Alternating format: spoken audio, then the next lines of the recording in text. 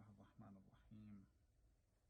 الحمد لله رب العالمين بارئ الخلائق أجمعين باعث الأنبياء والمرسلين والصلاة والسلام على سيدنا أبي القاسم المصطفى محمد وعلى آله الطيبين الطاهرين لا سيما بقية الله الحجة ابن الحسن فداه أرواح العالمين واللعن الدائم على أعدائهم أبد الآبدين ودهر الداهرين.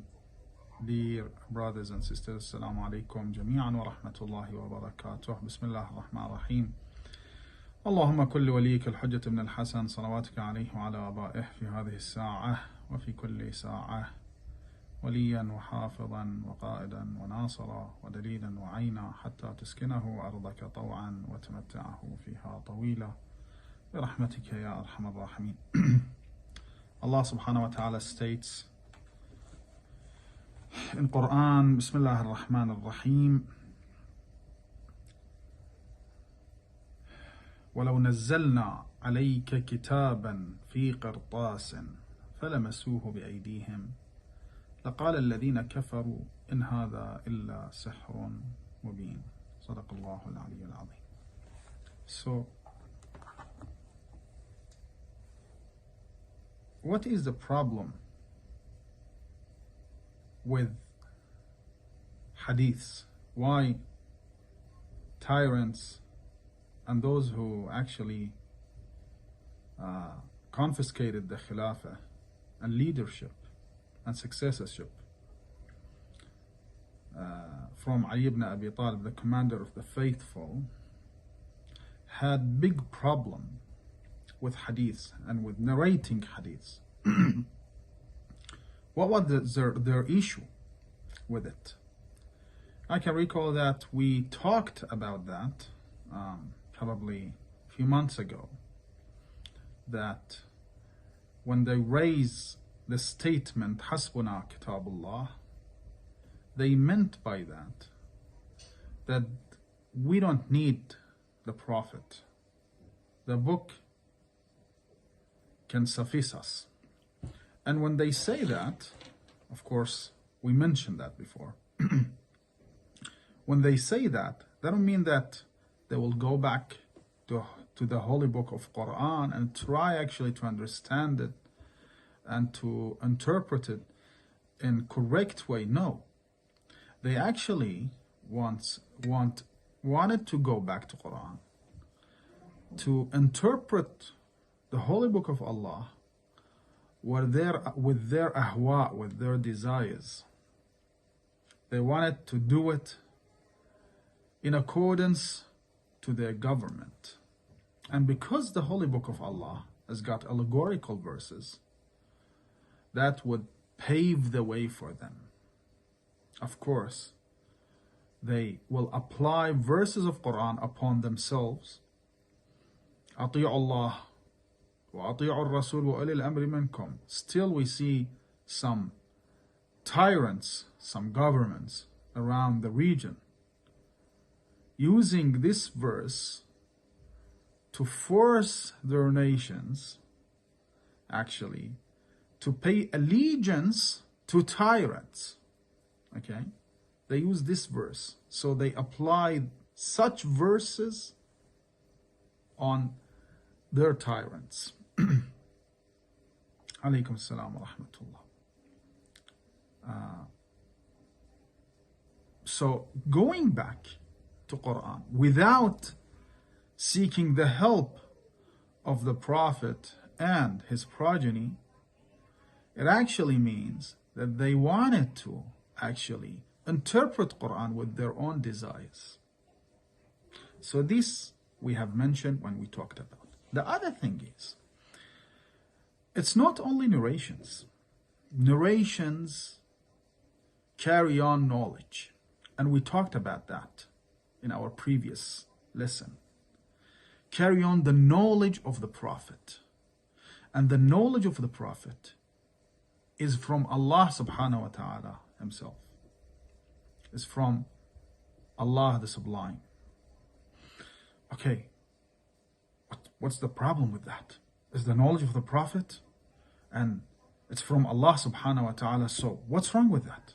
Why should tyrants have problem with such knowledge? Because it talks about everything. It changes the way of livings. It has that ability and capacity to change the whole nation's destinies. And this is the importance of hadith.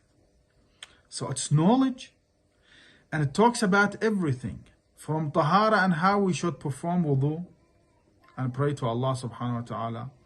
And they don't care about that. Okay, pray as much as you can. And they told the Prophet actually told Abu Talib that we haven't got any problem with the God that Muhammad sallallahu alaihi wasallam is preaching for. No. Our problem is ourselves.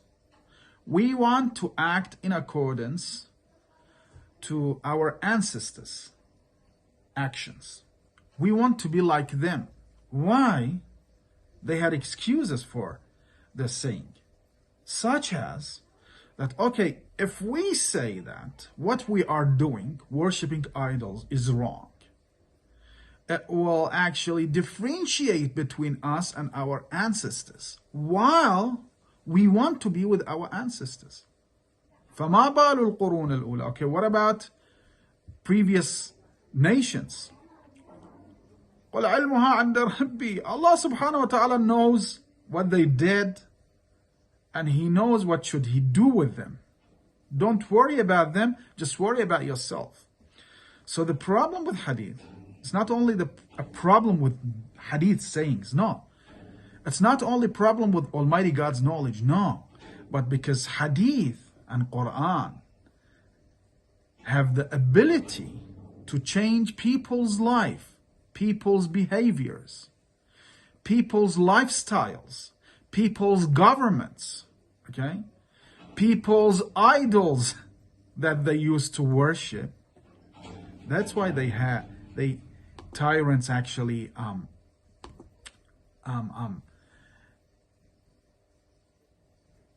faced and stood up against, faced hadith and stood up against hadiths of Ahlul Bayt alayhim salam and the Prophet.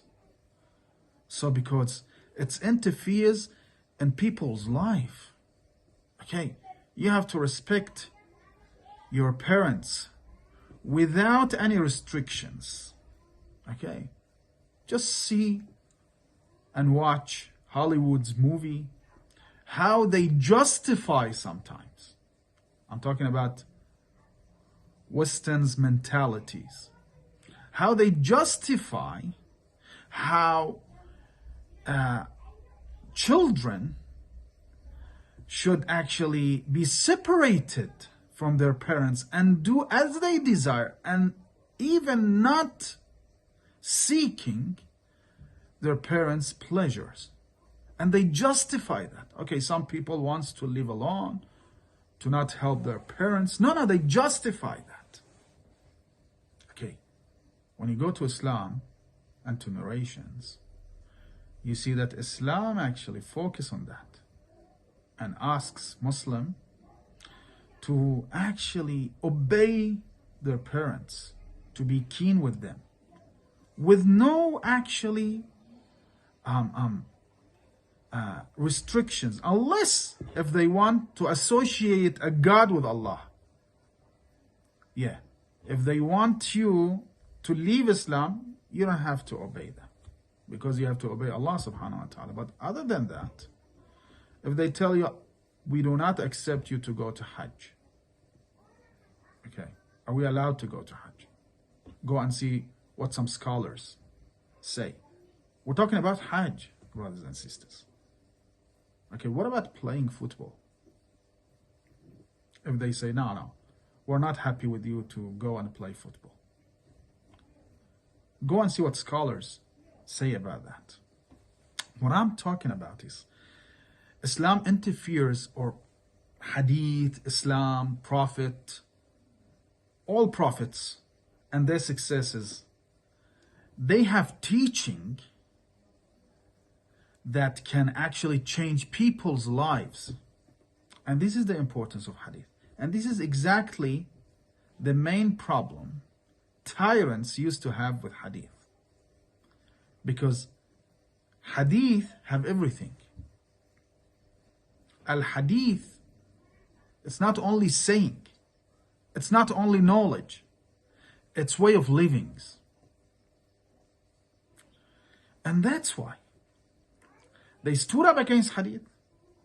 And Abu Bakr actually called upon his colleagues, companions of the Prophet, to bring all hadiths they've heard from the Prophet to him.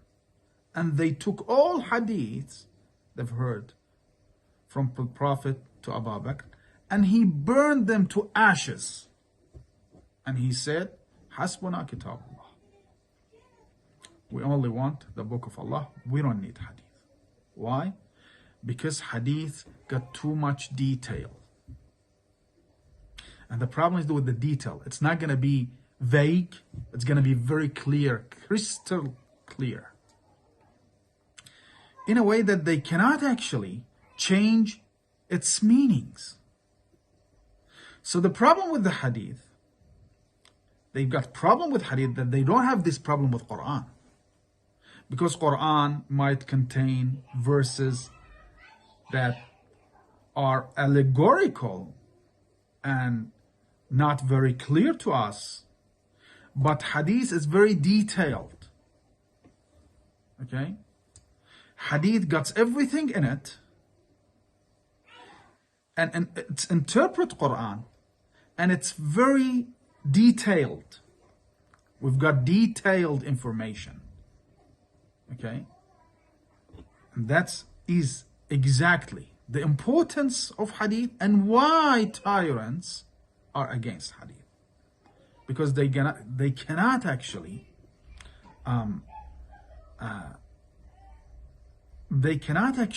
go to hadith and say that this hadith doesn't mean that meaning, because it's very clear. And it's interfere in everything.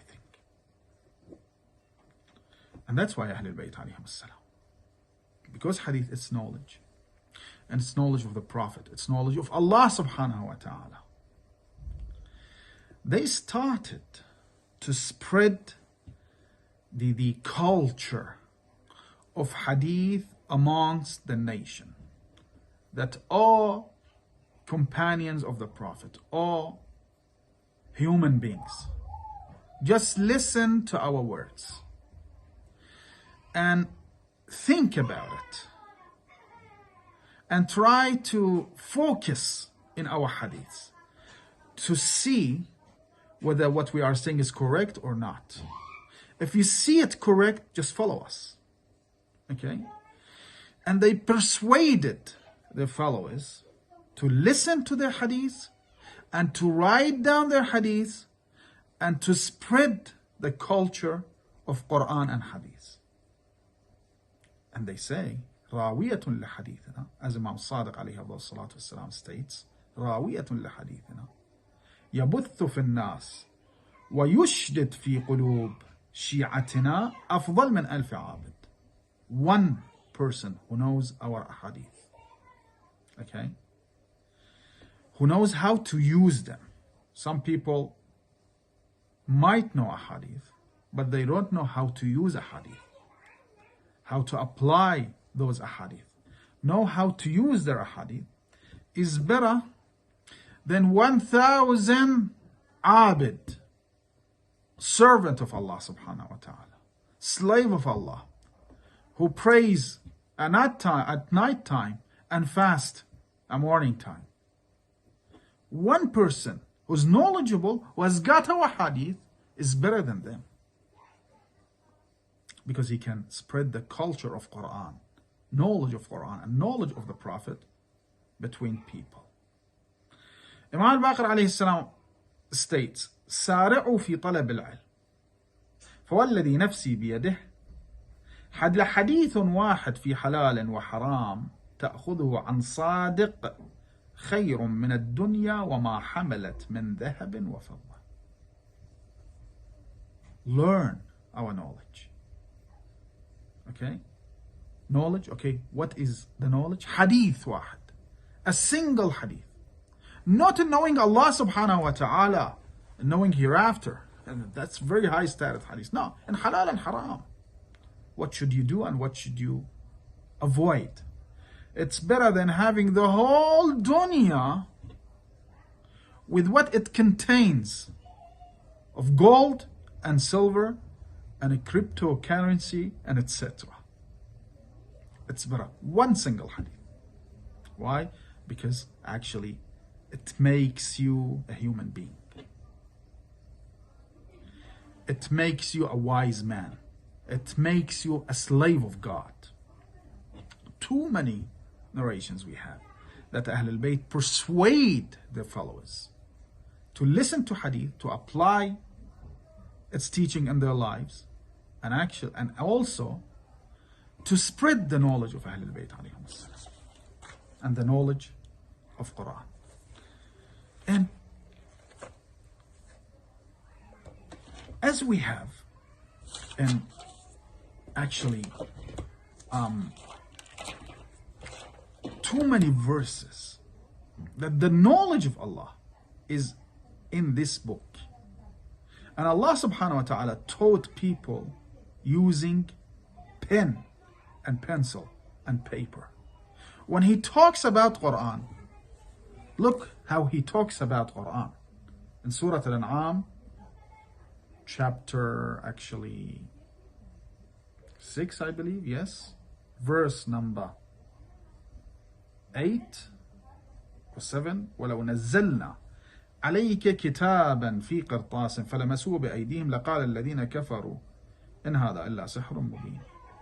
Had we sent down to you a book on paper so they could touch it with their own hands, okay, would they say, those who don't believe in Allah subhanahu wa ta'ala, this is nothing but a plain magic? So it's pen and paper, it's writing, but it contains knowledge. This is the miracle of Allah subhanahu wa ta'ala. علم بالقلم علم الإنسان ما لم يعلم. He taught you by pen, taught you things that you don't know, you didn't know. Allah subhanahu wa ta'ala, when he describes Quran, he says kitabun mubin, an obvious book. Kitabun fihi dhikrukum, a book that it contains your details. Okay? So, in contrast to what tyrants did, Ahlul Bayt alayhim salam came, and above Ahlul Bayt, the Prophet, and told their followers, companions, that you have to listen to us because what we have is from Allah subhanahu wa ta'ala. As once Imam al-Baqir alayhi salam told Jabir ibn Yazid al-Ju'fi, I believe, that anything you listen from me, just narrate that, what you listen to me to my fathers, and narrate it to the Prophet, and narrate that to Allah subhanahu wa ta'ala, because it's the knowledge of Allah, it's the saying of Allah subhanahu wa ta'ala. Okay, so hadith contains everything, as we say, as talaba who learn knowledge of Ahlul Bayt, from tahara to diyat. The first and beginning jurisprudence chapters talks about tahara, and the last ones talks about diyat, compensations. Okay, from mabda to ma'ad, from Allah subhanahu wa ta'ala to the day of judgment, from hakim, rulers, to people, to mahkum, from ethics and how should we be, from to social actions and social knowledge, from politics to economic. In hadith, you can find everything in detail, everything. And that's why a faqih can rule, a marja' can rule. Okay, Iraq has got government. I can recall once I went to a mosque in New Zealand. It was when Daesh actually attacked the huge city of Mosul, which is a Sunni city, as you know. And people run away from that city. And they went to Karbala and Najaf. Of course, too many people went to Karbala and Najaf and Baghdad. They want help. And I talk to some of my friends. Give money to them. You don't have to give money to me. Give it directly to them. Try to find a way and try to take the money to them. And they started to cry.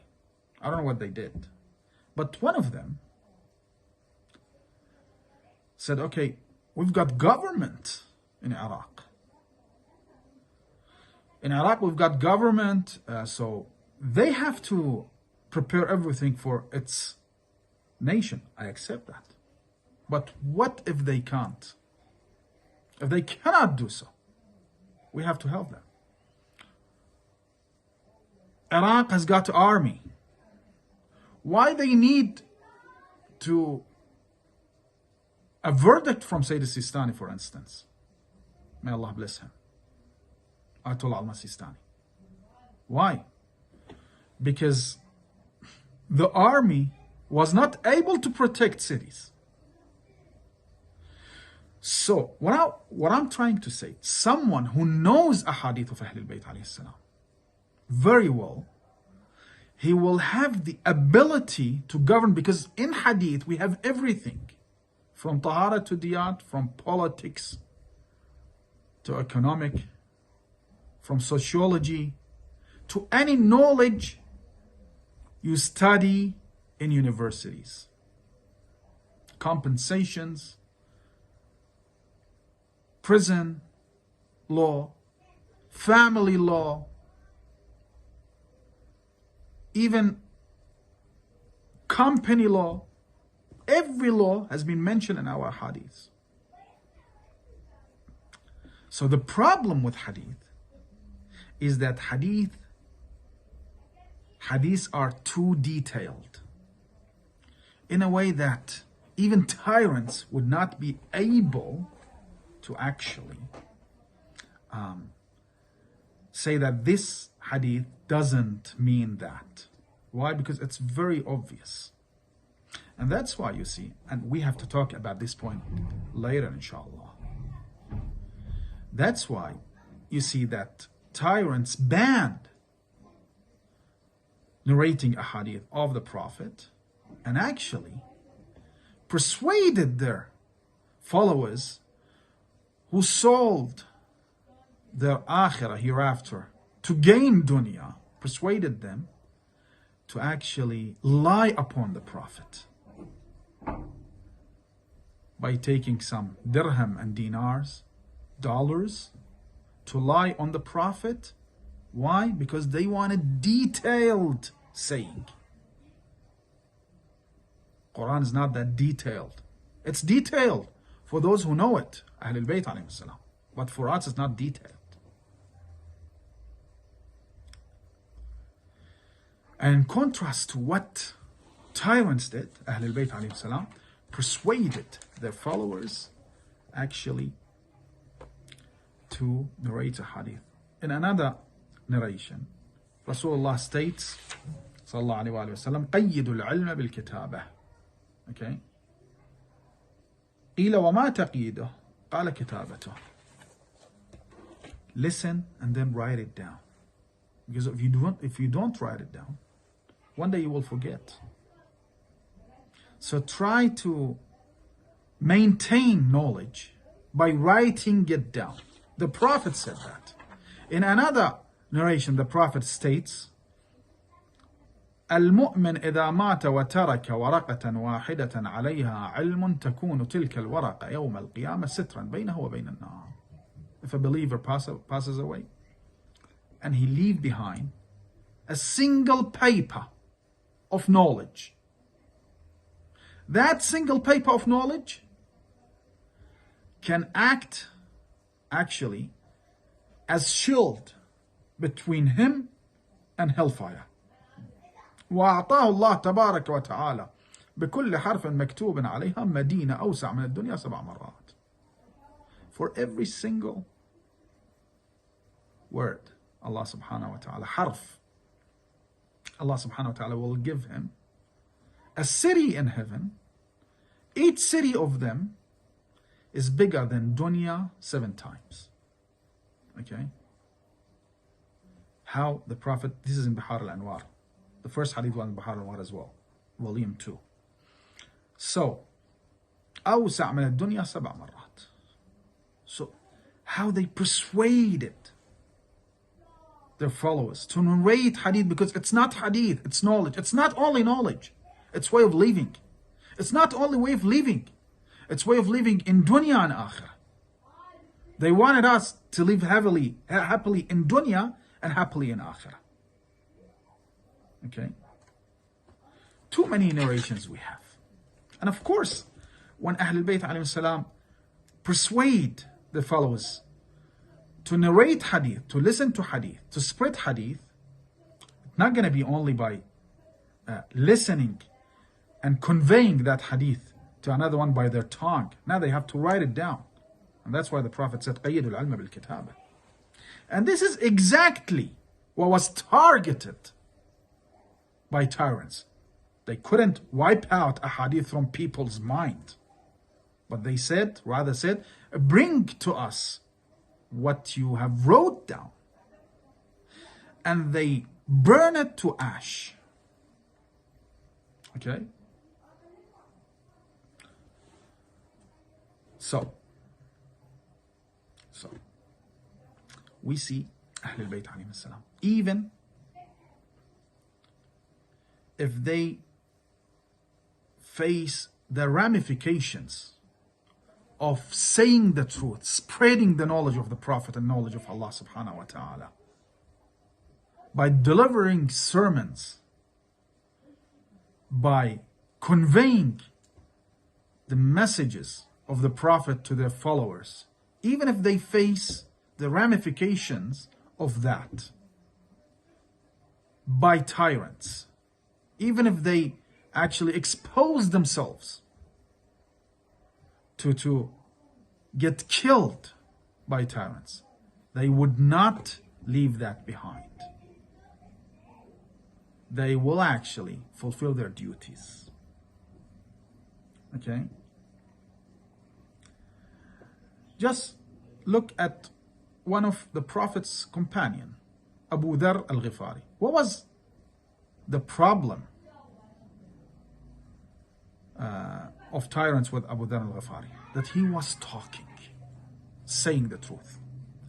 Even Sunnis narrate that once Abu Dharr was sitting down, I believe in Mina, okay, when you go to Hajj in Mina, was sitting down and talking and actually conveying the messages and ahadith of the Rasul al-Akram to people of Islam. A guard came to him and told him, O Abu Dharr, you've been told that you're not allowed to talk. Why you are talking? What was the reply of Abu Dharr? He told him, okay, if you put your sword on my neck, and I know that I will only have a few seconds before you kill me, I would convey the messages of the Prophet to the nation. He was doing tawaf around the Kaaba and actually spreading the values and virtues of Ali ibn Abi Talib. That the Prophet said, أفضلكم Ali. The Prophet said, أقضاكم Ali. The Prophet said, علي مع القرآن والقرآن مع Ali. And that's why he expelled him. Uthman ibn Affan expelled Abu Dharr to Rabada. And listen to that. He expelled him to a desert. And Abu Dharr was martyred of hunger, because of hunger, while he was living on that desert alongside with his family. They passed away because of hunger, because he was expelled by Uthman ibn Affan. Okay, why he was expelled? Because he used to talk and convey the narrations of the Prophet.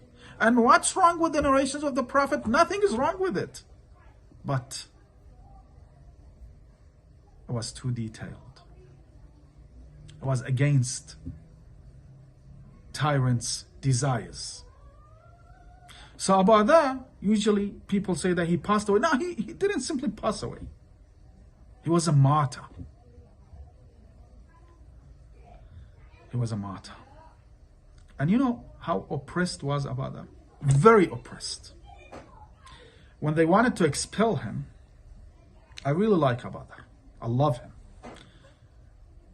Uthman ibn Affan said, no one is allowed to farewell him. But Imam Ali alayhi salam, the commander of the faithful, and Imam al-Hasan, Imam al-Hussein, and some of Amir al-Mu'minin's companions went to say goodbye to Abu Dhar. Okay? And yeah, one of Umayyads was there as well. Probably Marwan ibn al-Hakam. Yeah, was there. And he told Ali ibn Abi Talib, you've been ordered by Khalifat al-Muslimin, Uthman, to not come to farewell Abu Dhar. Amir al-Mu'mineen told him, be quiet. And then Abu Dhar looked at Amir al-Mu'mineen and Imam al-Hasan, Imam al-Hussein, and companions of Imam Ali ibn Abi Talib, and he started to cry. And then he said, while I'm going, and I will not be able to meet with you again in this dunya, I want you to narrate a narration from the Prophet to me. Imam al-Hasan started, Imam al-Hussein conveyed the narration, some of Ahlul Bayt's companion, and then he looked at Ali ibn Abi Talib. How oppressed was Abu Dhar, waiting for Amir al-Mu'mineen to say something.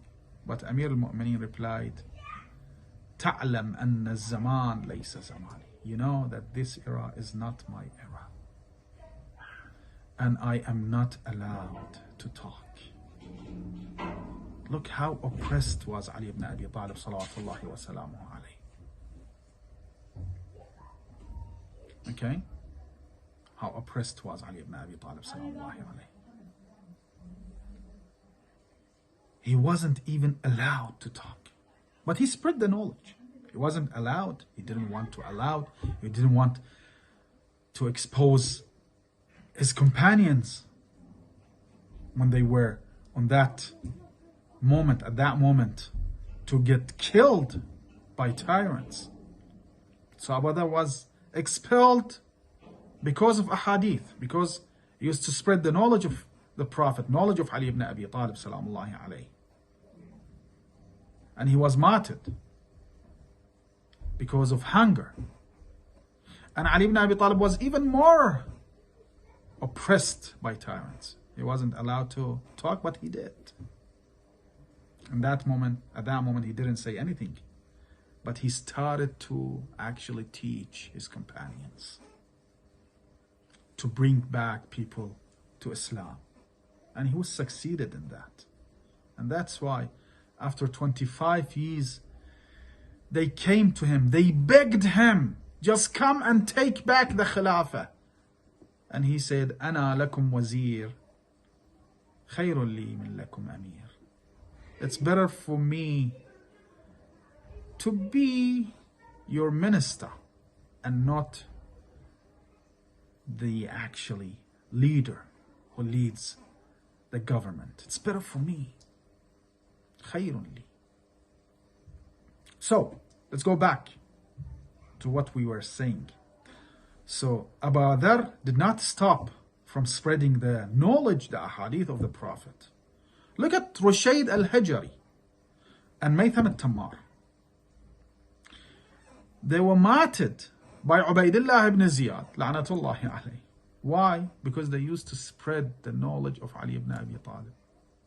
Ahadith of Ali ibn Abi Talib, sermons of Ali ibn Abi Talib, a hadith of the Prophet sallallahu alaihi wasallam. They cut off their tongues even. They bleed to death. Ridwanullahi alayhim. Why? Because they used to tell people and convey the knowledge of the Prophet and the knowledge of Ali ibn Abi Talib to people. So the problem of tyrants with ahadith is not only that they are ahadith, they are something else. They are knowledge. They interfere in every single angle of our lives.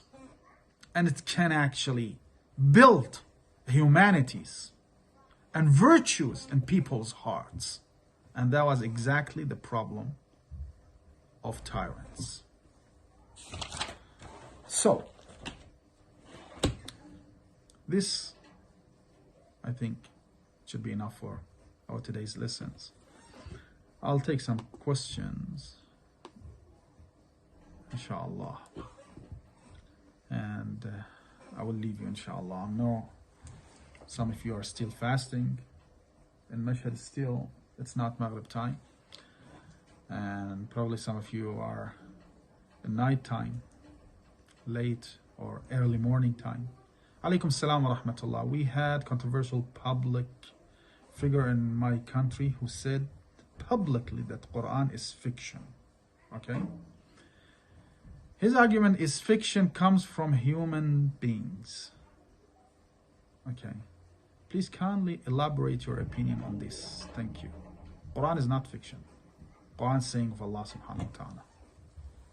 How can a fiction comes and change people's hearts?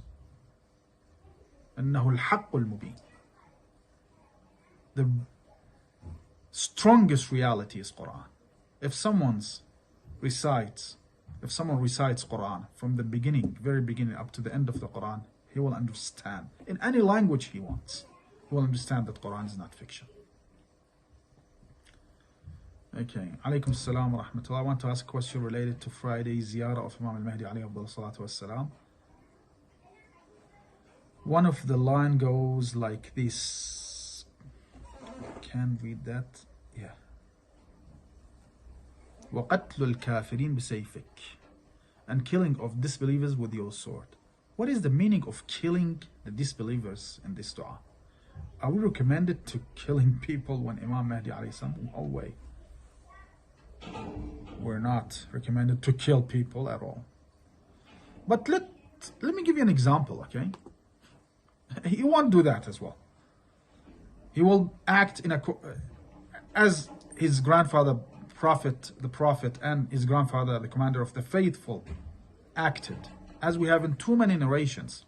يسير بسنة علي ibn Abi Talib ويسير بسنة رسول الله, as they used to act. But if someone like Abu Bakr al-Baghdadi comes and started to kill people, and government see that they cannot stop him unless if they kill him, everyone will justify killing of Abu Bakr al-Baghdadi, isn't it? This is exactly what Imam al-Mahdi would do. But under the name of Allah, not under the name of governments. So we will actually stop evil people from killing innocent people. This is exactly what Imam Mahdi went alayhi salam do. Alaikum salam wa rahmatullah. God bless you as well. Thank you. Okay. Sharing hadith and words from Ahlul Bayt. I wanted to read Quran with tafsir. What book would be the best? If you can understand Arabic language, probably Nur al-Thaqalain, Al-Burhan, Tafsir Kanz al-Daqaiq is very good as well. If you want to read narrations, of course. If you want to know the culture of Quran, Tafsir Manhud al-Quran, in Arabic language, of course, I'm talking about, by Ayatollah Sayyid Muhammad Taqi al-Mudarris, is good. It's a very good book, valuable book. And Majma' al-Bayan for Sheikh al-Tabarsi is a very good book. So it depends. If you want to, probably some of these books has been translated in English as well. Some of Tafsir Ayas is a very good book as well. So it depends. How can we think of specific hadiths when they were perhaps shared by Imam for the time they lived in? Okay, Brother Hussein. So that's why we need to be knowledgeable. We need to gain knowledge, brothers and sisters, so we can actually understand a hadith. Because sometimes a hadith of Ahlul Bayt are related to the era of Ahlul Bayt alayhim salam. For instance, I've heard that from one of our maraja. لعن الله من أخر العتمة. May Allah curse those who postponed Salat al-Isha حتى تشتبك النجوم, till you see stars in the sky. I asked one of our maraja, why? It's very harsh. لعن الله من أخر العتمة. Okay, let's say in an hour time after Maghrib, you can see stars in the sky. He said, yes, but back then, some people used to say that Salat al-Isha, you're not allowed to pray Salat al-Isha unless if you can see the stars. So they had bid'ah. It's from themselves, it's not from Allah subhanahu wa ta'ala. And that's why Ahlul Bayt alayhim salam used to say, لَعَنَ اللَّهَ مَنْ أَخَّرَ الْعَتْمَ إِلَى أَن تَشْتَبِكَ. So, you're not allowed actually to postpone Salat al-Isha if you believe that it's not the time of Salat al-Isha, unless if you can see the stars in the skies. Okay, this is something used to happen there. So what about now? If I'm tired, I'm not, let's say I just had my iftar, I'm a little bit lazy to pray Salat al-Isha until an hour time. Is that okay? Would I be cursed by Allah subhanahu wa ta'ala? Of course not. Of course not. So of course we have to gain as much knowledge as we can. So to conclude what we said today, the first thing, we talked about that how important are our hadith and why tyrants are so sensitive about hadith. Because it's not only the knowledge of Ahlul Bayt or knowledge of the Prophet or the knowledge of Allah subhanahu wa ta'ala, but because a hadith has got the ability to change people's lives, people's lifestyles. And tyrants wanted to actually abuse people, wanted to take the money and wealth for themselves and their families, and oppress people. And of course Islam wouldn't let them do so. And that's why they used to be against Islam, against Hadith, against Quran al-Karim. And in contrast to what they did, Ahlul Bayt alayhim salam started to actually spread the culture of Hadith amongst people. And this will be our talk, inshallah, for our next lessons, inshallah ta'ala. Alaykum salam wa rahmatullah. What about books that were burnt over centuries? Did we not lose a massive chunk of knowledge on different subjects from Ahlul Bayt? Yeah, we've lost that. But actually, what we have is a lot. Thousands of ahadith we have. Thousands. Of course, we've lost some of our hadith. Not only we've lost some of our hadith, Ahlul Bayt told their companions to not spread those hadith, heavy in their meanings. So of course, and that's why when Imam Mahdi alayhi salam comes, he won't only start to teach us Bihar al-Anwar or al-Kafi. No. It's got he has got things to tell us, too many things that we don't know. In the month of Ramadan, and I've seen different households have unique way to break the fast. Should you break your fast before the Salat al-Maghrib or after praying Maghrib? It depends. My mother used to tell me a story of two of her families. One of them used to pray fast to break her fasting with comfort, and the other one used to break her fast before Salat, but she used only to take 10 minutes time for eating, and then she used to go to her prayings so she can pray with concentrations. It depends. If you are very hungry, we have that. We have scholars have fatwa on that if you feel that you are very hungry, just eat and then pray. Because if you pray, you will be thinking about, during your prayer, you will be thinking about eating. No, just try to concentrate. It depends. If you believe that if you pray before breaking your fast, that would actually drag you from paying attention to your prayers, just break your fast. And probably it's recommended to break your fast by having a date or water, etc., and then pray and then go and eat. Pray and then eat. It depends. Ahsantum. Thank you. May Allah subhanahu wa ta'ala accept your good deeds and forgive your sins and our sin, and may Allah subhanahu wa ta'ala hastens the reappearance of our beloved Imam al-Imam al-Mahdi alayhi afdal salat wa azka salam. هذا والحمد لله رب العالمين والصلاة والسلام على محمد وآله الطيبين الطاهرين. جزاكم الله خير الجزاء.